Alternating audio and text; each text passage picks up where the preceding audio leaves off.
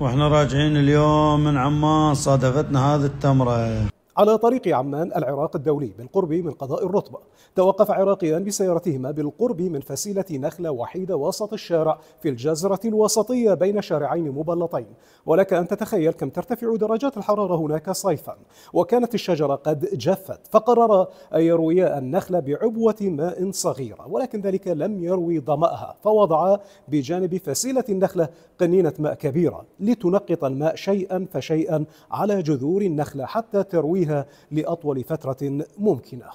واحنا راجعين اليوم من عمان صادفتنا هذه التمرة، شجرة النخل، قررنا نسقيها، طيناها بطلين مي، ما كفنها، ما روى انقلبها. هذا ابو محمود قال الا اسقيها. سبحان الله، من نزلنا عليها طلعت شايلة تمر بنص هذا الشارع.